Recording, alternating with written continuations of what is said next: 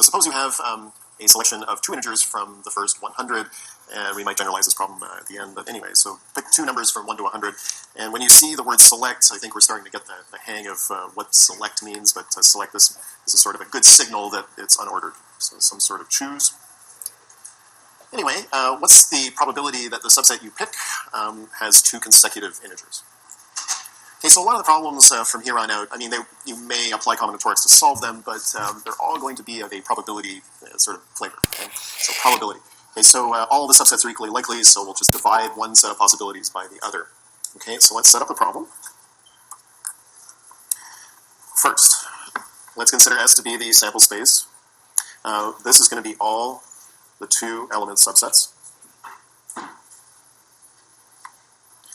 And we're going to let E be the event that we're interested in. This is just standard fare, okay? So you define the things that you need, okay? So the event and the sample space.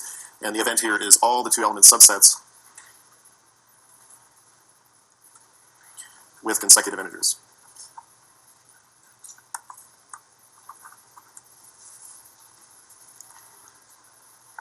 Okay, this is where you come in. Figure out what each of these things are. Okay, so just a little bit of warm-up in case you haven't started your first assignment yet. I suspect most of you have, but if you have not, hopefully this gets you going on at least one of the problems. Let's figure it out. S, what's the size of S? How many different two-element subsets are there? This is a lacking, this lacks inspiration, the number of hands that just went up. There are 2 or 3, it's kind of sad. 100 choose 2, good. Okay, so the number of ways selecting 2 of 100 items, okay, 2 element subsets, 100 choose 2. How about the number of 2 element subsets with consecutive integers? How'd you get 99? Good, there's 99 points in between, 1, 2, 2, 3, and so on. Okay, so the size of E is 99. Good. Okay, so the probability is the size of E by the size of S, that's 99 by 100 choose 2. A lot of the times you will, leave the answers in this form because, the numbers get staggeringly big. But here the numbers are not staggeringly big. In fact, they're really easy to deal with. There is a 99 in the denominator, believe it or not. So if you just expand that choose and grind it down, you'll end up with something nice. Let's do that. 100 choose 2. It's 100 times 99 over 2. Okay, so that's where that 99 will come in to cancel those two things. And the 2 gets flipped up to the top. So 2 over 100, 1 chance. 50. Which might be seem like a remarkably clean answer. I wonder if this works in general. So what if we repeated the problem for the set instead of 1 through 100, 1 through n? Okay. Well, we would set up the same things, right? We'd set up the sample space and the event space, and we would divide them. Okay. So I'm not going to write out the whole thing again. We're just going to do the division. What's the numerator? N minus 1, yeah, so there's one less consecutive pair for all the integers 1 through n. And what about the denominator? N choose 2. Yeah, and n choose 2 will expand to be n times n minus 1 over 2, and the n minus 1s will cancel out, the 2 will flip to the numerator, and that will give us 2 by n. And the reason I mention this in relation to your first assignment, I think, isn't question 1 like this? It's like select 2 of first integers 1 through 100, is that assignment 1? No? Maybe it's on assignment 2. Maybe I'm bleeding through to those. If that doesn't sound familiar, no, you'll get a chance. All right. Okay, we are in lecture packet 2. Okay, a short lecture packet, but an important one. Okay, so introduces a lot of terminology. Some stuff we've seen before because I've tried to contextualize all the review in terms of probability, but some notation will be new. Okay, so what's the story so far? Some terms that we've seen. Probability is a number simply between 0 and 1. It could be 0 or it could be 1, but these things are not very interesting for us. That would represent a certain failure or a certain success, and these things are just not very interesting. Anyway, it represents the likelihood of success of a future event. If you collect all the possible outcomes into a set, this is known as the sample space. The desired outcomes go into another subset called the event or event space. If you divide those two things, making an assumption, okay, and the assumption is that everything is equally likely. Okay, so this is what Laplace did when he first started looking into this way back when. I think Laplace's motivation was to win at gambling, And there are a lot of problems, funny enough, that deal with gambling in your homework and future homework as well. Anyway, so you can apply combinatorics, okay, counting large swaths of things using the generalizations that I've got at the bottom of this page. Anyway, you can compute the probabilities. You're doing that now in your first and eventually your second assignment, okay, just to get your legs. They're coming both one after the other. And you connect them using one of, usually 3 generalizations. I gave you a 4th one yesterday. I didn't give you a formula for it because the formula I mentioned is dangerous. The bananas and lunchboxes thing. And it won't come up very much, not in this course anyway, but it's there. There's a 4th one, not listed here. Anyway, these are the 3 ones that you tend to see. Okay, ordering a permutation of things where, either it goes back in the bag or it's removed from the bag. I know, people in bags, whatever. You can handle it anyway. Either it's n times n times n times n times n, or it's n times n minus 1 times n minus 2. Okay, so almost a factorial. If you have an unordered thing, a selection, you will have a choose. Okay, so choosing is different from this permutation by a factor of r factorial. Okay, this is our summary slide for stuff yet to come. Okay, we're about to correct one thing on here, and this is the Laplace definition of things. As nice as that is, and we tend to use a lot of combinatorics, still, it's not as nice or as general a definition as we might have. Okay, so there's a better one. Okay, so suppose you conducted an experiment. Okay, so this is the feature event that we keep talking about, this experiment, the outcome of which is a member of the sample space. Okay, sample space is something that we've seen before. Okay, so one of several possible outcomes. But in this definition, the outcomes might not be uniform in probability. Okay, so each outcome is assigned a probability according to a function which we call PR. Okay, so PR is the probability function, and each of these is mapped on. Okay, so it's mapped onto a number between 0 and 1, same definition as before, but with the constraint that everything sums to 1. Okay, so if you add up all the outcomes, everything sums to 1. Okay. The event space, okay, same thing as we had before, except we don't just count the number of events and divide it by the number of possibilities in the sample space. We add up all the individual probabilities, and here we have the notation using sigma. I'll talk a little bit about sigma in a couple of slides. But this sigma notation says try all the things that are in E, find their probabilities, and add them all up. When you add them all up, that's the probability of the event. Okay, so slightly different, a little bit more generalized. Okay, not everything is equally likely. Okay, a couple of notes. First note is this is known as the probability function, this PR. Okay, and notice our function notation. It maps outcomes, okay, from the set S, that's the outcomes, to a number between 0 and 1. S can be finite, and it often is in this course, but sometimes it is not. When S is finite and everything is, probability function is a constant, then we get the uniform thing. We get the Laplace definition back. Okay, so it's built in here, okay, but this is more general, and it can be countably infinite. You will have an infinite sum here, which will converge to 1. Okay, so let's get an example up here. Coin tossing. Okay, we did this example as the very first example. I know it's been not so long ago, but it has been a while. It's been 2.5 weeks doing review, where you toss 10 fair coins, and what's the probability that heads comes up 5 times? We solved this problem. I think we solved it a couple ways, right? Okay, so anyway, we want to deal with the definition in a slightly different way. Okay, so the original way that we did this was we define S to be, we'll say let S be the head-tail sequences of length 10. Okay, so every string had 10 characters in it, and there were 2 to the 10 possibilities, and each one was equally likely, and we just counted the number of ones that had 5 H's and 5 T's, right? Okay, this is the Laplace way of doing things. Okay, that is one definition of sample space. It's not the only one. Okay, so another different solution would have a different sample space, and you could do the following. You could do let S be the number of heads. Okay, the total number of heads that occur, which means S. Okay, so what's in S this time? It's not 2 to the 10 strings. Okay, it's the total number of heads. So it's an integer between 0 and 10. So 0, 1, 2, 3, 4. I have time, so we'll write it out.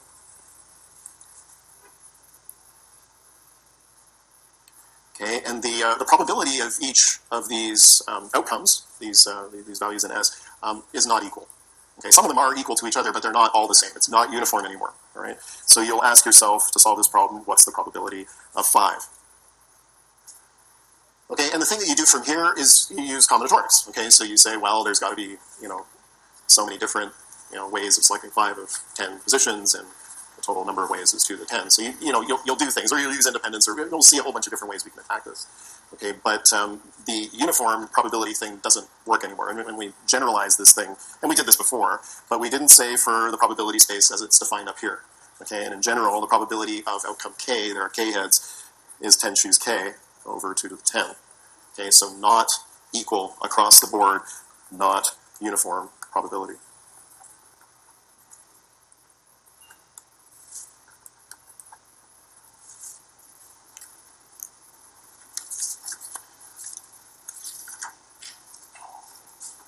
Okay, so that's where we're heading, all right? And there are more examples to come, but first, I have a couple of asides today. This is the first one. I should go over sigma notation. As I've discovered, many of you do know sigma notation, many of you don't, or have forgotten how it works. So here's a mini crash course in sigma notation, plus some review of some other important sums. Okay, what is sigma notation? It is a shorthand for a sum. It is a condensed version of a sum. If you take this sigma from I equals m to n of f of I, some function of I. This I is an index or an iterator, and it's like the I in a for loop in a programming language. You start with I is equal to m, and then you increment I, and then you increment I, and you sub it in until you get to the very end, and it's n. That's the last number. So first number here, last number here, and you sum up all these things. This is the equivalent of the Python program that you write early on in your Python careers or whatever programming language you did, but everybody seems to love Python these days, for I from, or maybe not Python. Basic, yeah, that's better. For I from m to n do total plus equals f of I. Okay, so you accumulate a total into something that starts at 0. Okay, subbing in a whole bunch of different i's. Okay, so this is the computer programming version of this. Okay, it is just essentially a for loop. Okay, and just like a for loop can have lots of things you can iterate, once, twice, a million times, you can also iterate 0 times. You can have a vacuous sum if the top number is less than the bottom number. Okay, so that summation will give you a 0. It's not very interesting, of course. There's some other notations. We just saw one on the other slide where it's a condition, okay, on the bottom instead of an iterator. Anyway, these two sums are very famous, and they come up a lot. Okay, let's look at the left one here first. The left one is a times j, where j goes from 0 to n. And j is 0, of course, this is 0. And if the a wasn't there, just imagine the a wasn't there, it would be 1 plus 2 plus 3 plus 4 plus ... plus n. Yeah? And since the a is there, that's a multiplier. But you can imagine just common factoring out the a if you want. So it's essentially 1 plus 2 plus 3 plus ... plus n. This is a famous sum. What's it equal to? A times n factorial. Now, that's way too big. That would be if you multiplied them all together, you would end up getting something like n factorial. Here we're adding them, not multiplying. Good. Okay, so this is a times n plus 1 over 2. Again, if that a hadn't been there, it would be n times n plus 1 over 2. And some of you have been introduced to this sum in high school. I think all of you have. You just maybe have forgotten it. It has a special name. What's the name?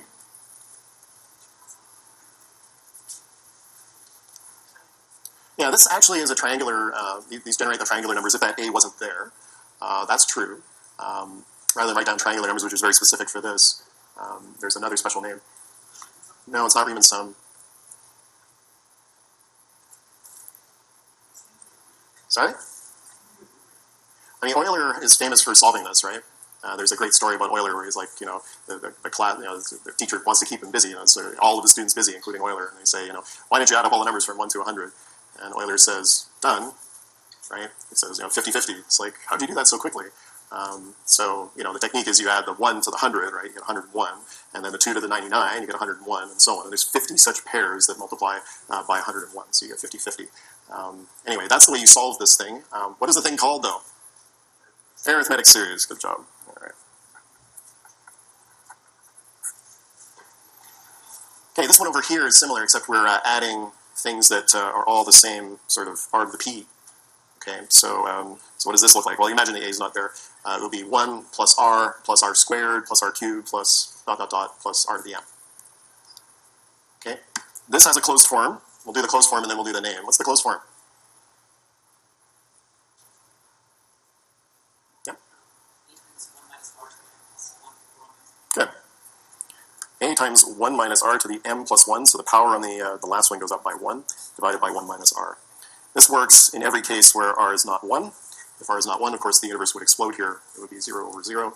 But if R was 1, then you would just get A plus A plus A plus A plus A, m times, so it would be A times n plus 1. So that's a degenerate case. And we'll talk a bit about that in a second. What's the special name for this? Geometric series.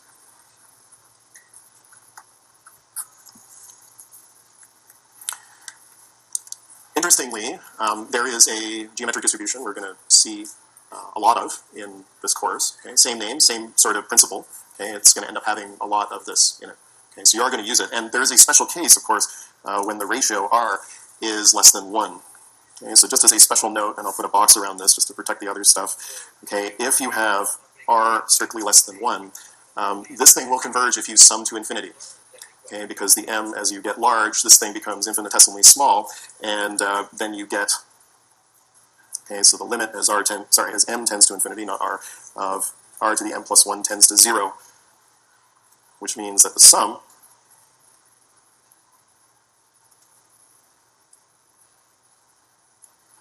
is simply 1 over 1 minus r, if you don't have the a in there. Okay. And that's pretty cool. I mean, if you've seen like Zeno's paradox stuff, it's like, what's 1 plus a half plus a quarter plus an 8 plus a 16th.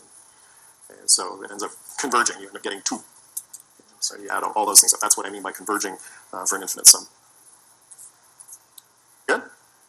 Good. There are a couple other things that you're going to see as well as the big sigma. One is the big pi. Some of you have used this on your first assignment because, you had to for one of the problems, maybe, depending on how you did it. Okay, but the big pi, instead of the big sigma, the big pi means multiply, big sigma means add, so this would be the same sort of thing as up above, but you would substitute of m times g of m plus 1 times g of n. Okay, so you multiply a whole bunch of things. Okay, that will come up a little bit, and the other one that will come up a little bit will be the union of a bunch of sets, or the intersection of a bunch of sets. So it might be numbered sets like this, like a sub I, or it might be like we saw in the previous thing with the sum of a condition, like all the s's in E or whatever. You can do the same thing here.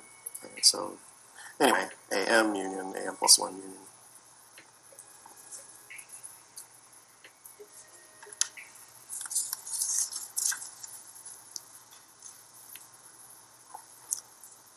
Okay, lots of good stuff there. If these seem unfamiliar to you, and I really hope that you can pluck them out of memories of high school years long ago, but if you haven't committed these to memory, you really should. They come up quite a bit, and sometimes they come up on tests. Okay, these should be at the ready. Know them. Okay, back to our regular scheduled examples. Okay, so the sample space is a little bit more generalized. The probability function is a little bit more generalized over that sample space. Standard examples, tossing a fair coin, we see this quite a bit. Okay, heads or tails, 2 outcomes, each of them equal probability. Okay, that's uniform. Same thing for rolling a standard die. 6 options here. 1, 2, 3, 4, 5, 6. Probability function is again uniform. Let's start combining these things, and you can make different choices as to what your sample space is. So let's look at rolling 2 dice.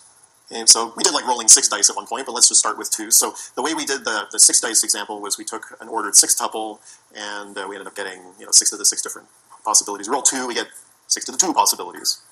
Okay, each of them, each ordered pair, 1 comma 1, 1 comma 2, 1 comma 3, all of them. I don't have time to list off all 36, but each one has equal probability. This one would be the way that we did it before, 1 over the size of S, and that's 1 over 36. Each one equally likely. If we were to take the event of rolling a total of 7, that would be the subset of S where that's true. So we're going to collect all ordered pairs in there. Okay, so what goes in there? Well, in no particular order. I like sorted so that I don't miss anything, but you can put it in any order you want. 1, 6, 2, 5, 3, 4, 4, 3, 5, 2, and 6, 1. Okay, 6 possibilities in total. And the definition says, if you want the probability of an event E, then you add up all the individual probabilities of each item in the event space. Okay, so you add up the probability of little s for everything that's in there, so there are 6 different things. Each one has probability 136, 136 plus 136. Okay, I know I'm doing this in a longer way than we once would have, okay, but that's what the definition says we do, and we add all those up and we get 636 or 1/6. Okay, no surprises there, and it maps very well to what we did before, right? Okay, there's a different way of looking at it. Okay, so suppose we were to take their sum. Okay, so the sample space will be all possible sums. Okay, and those are all the integers from 2, 3, 4, 5, all the way up to 12. That's the max you can get. And the probability, I don't know. I mean, I know that it's not uniform anymore. I mean, I know what the probabilities are. Okay, and you can take all of the 36 different outcomes and count the number of ones that there are. You know, how many ways can you roll a 2? Well, there's 1/36. And how many ways can you roll a 3? There are 2. And there are 3 ways to roll a 4, 4 ways to roll a 5, 5 ways to roll a 6, 6 ways to roll a 7, and then it goes back down. There's 1 way to roll a 12 in the air. Okay, you add all those things up, and you end up getting 36, which is good. Okay, and maybe there's a function that works. I don't know. You know, you don't need a closed form for everything. I know that would be nice. I mean, it feels nice to get a closed form, but you know, you could just list the function one by one. That's perfectly legal as far as functions go. You can say the probability of a 2 is 1/36. The probability of a 3 is 2/36. The probability of a 4 is 3/36, and so on. I don't know, maybe a closed form strikes out at you. Did anyone see a closed form? No? You want to try? Whatever the smallest is -1. I don't understand. Okay.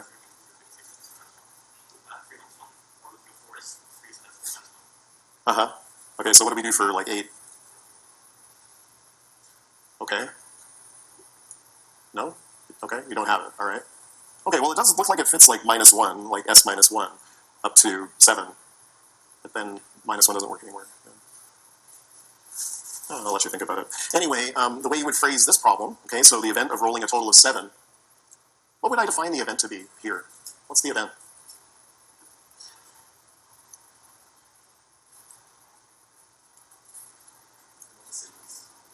Is it all the same as previous? I mean, all this? Nope. Those aren't outcomes anymore. Yeah, the outcomes are these. Yeah, the set containing 7. That's it. Okay, and that's the only outcome that matters. Okay, I know that seems a little trivial, but yeah, that's it. That's all you're collecting there. Okay, and based on the probability of that, there's only one thing to sum, and that's 6/36, which is 1/6.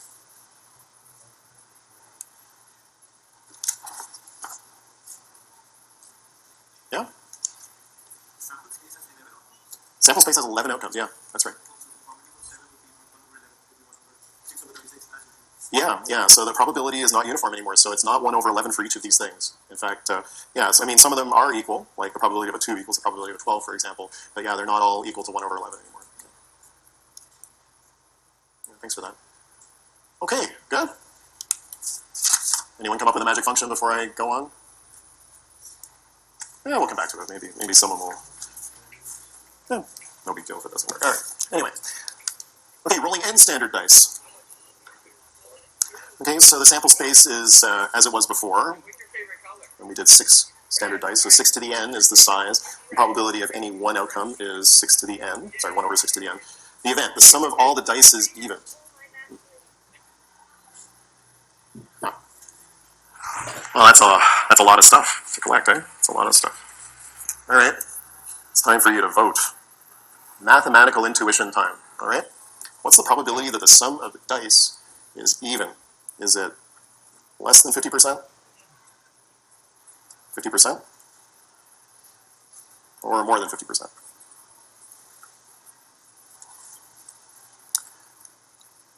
All right, prepare to vote.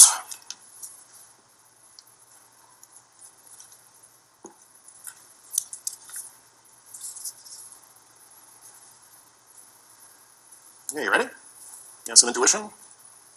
All right, who thinks it's 1 less than 50%? 2 of you. Okay. Who thinks it's 50%?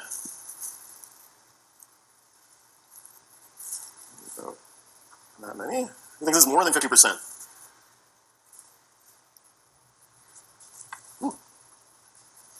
This is like a record turnout for a vote. Awesome. Okay, the correct answer is 50%. 50% on the nose. So I want to hear from somebody who said it was 50%. How do you justify that it's 50%? How did you figure it out?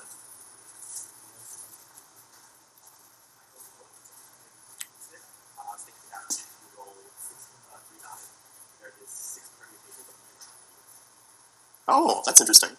So if you roll 3 dice, like Dungeons and Dragons type of thing, right? So between 3 and 18, there's an equal number of evens and odds, and they're symmetrical there. Yeah, that's cool. Okay, so that's a good thought. And it actually works for 1 die, too. Wait a sec. Oh, that's not the right one. That's the old one. Odd, odd, odd, odd, odd, odd versus even, even, even, even. So that's 1 and 36, 3 and 36, 5 and... oh, sorry, it's even. Sorry, that's even. So 1, 3, 5, 5, 3, 1. That's 9 plus 9 is 18. 18 over 36. It works here. Wait a sec. Yeah, it seems to work. Okay. You have a comment? Yep.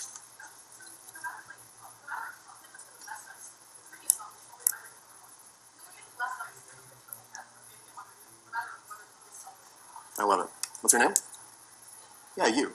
Ellie? Spelled how? Ellie says, if it's 50% for n dice, and you roll 1 more, there's a 50% chance of changing the parity or keeping the parity. Very nice. You're famous now. Okay, so you just made an inductive argument. Okay, so n dice leads, 50% leads to n plus first dice. Okay, so yeah, it's 50%, right on the nose. Okay. Oftentimes you can use symmetry to solve problems like this. Okay, so this is one such case. Okay, so by induction, the result follows. Very good. Okay, that's pretty cool. Lottery tickets. Okay, this is a different type of lottery than question 7 of your first assignment. Okay, this is just a straight up sort of raffle type lottery. Okay, so there are 1,000 lottery tickets. 3 of them are going to be winners. Okay, so what's the probability of winning at least one of 3 grand prizes? We can do this. In fact, I could have assigned this as a homework problem. Okay, so we should be able to handle this now. Okay, we are going to use the uniform thing. Okay, so the sample space is the number of 3-element subsets. Okay, so that should give us 1,000 choose 3. This is a large number. Okay, it's 1,000 times 999 times 998 over 6. Okay, so it's a very large number to write down. I'm not going to do that. Okay, and the probability of any one 3-element selection is 1 over 1,000 choose 3. And winning at least one of 10 grand prizes is basically the union of a whole bunch of outcomes. Okay, and we could, union them into 3 different sets. This is exactly how you would approach this on assignment 1, right? You would say, okay, the probability of winning exactly 1 prize plus the probability of winning exactly 2 prizes plus the probability of 3 prizes. And similar to what you do on question 7, you have to itemize the ones where you win and you don't win, and you do it using chooses. Okay, these are unordered, so we should deal with unordered cases down here. Probability of winning exactly 1 prize. How many different subsets win exactly 1 prize here? Fake me out. Not 10. I mean, I think you want to say 10 choose 1, but there's more to it than just 10 choose 1, because you win exactly 1 prize. That means that one of your tickets wins, yeah. But it also means your other 2 tickets lose. So we should multiply by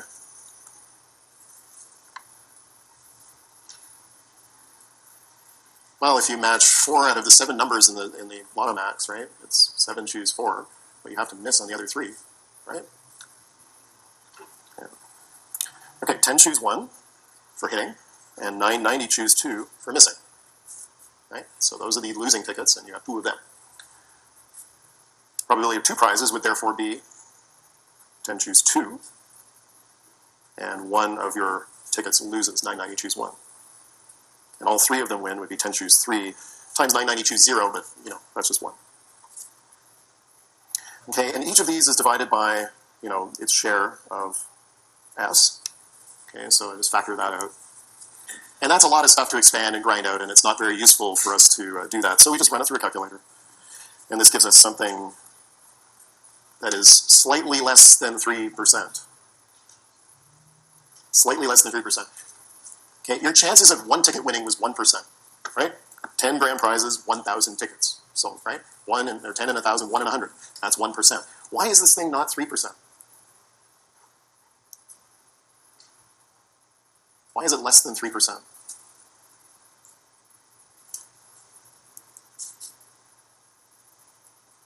Does it make sense? Did I mess up?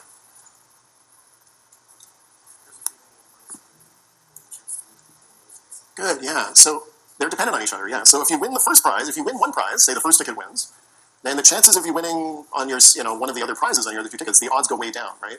It now becomes like 9 out of 999 tickets, right? Which is slightly less, right? So it actually gets in the way, you winning one prize. Yeah, that's kind of cool. Okay, yeah.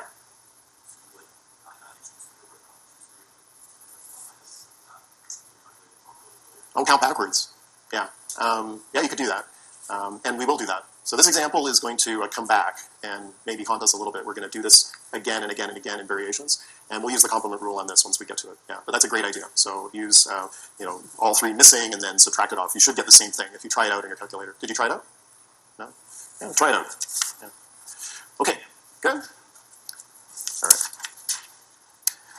That young man in the corner is Kolmogorov. Kolmogorov studied this. He studied a lot of things, computer science, including complexity theory, but he also studied probability, and he went about trying to axiomatize, that is, find the smallest amount of math that's required to build on all, build up all probability stuff.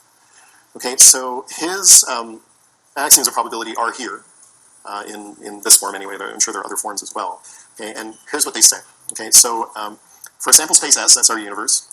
A probability function satisfies the following. Every probability is not negative. The sum of everything equals 1. And if you were to take the union of several disjoint sets, there are probabilities with sum.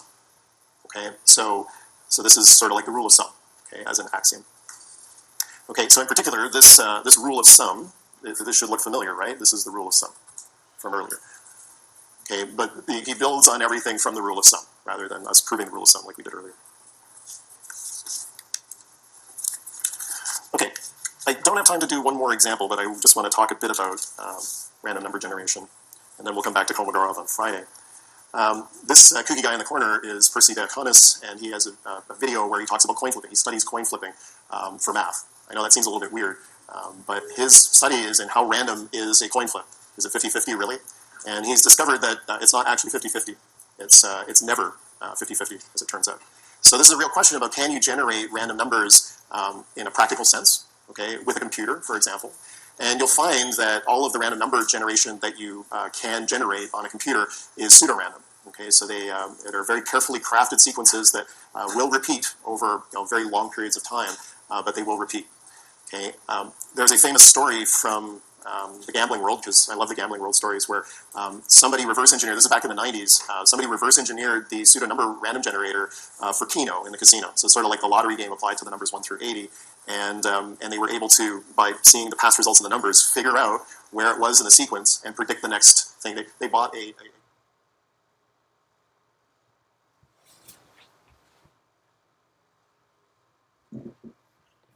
presentation.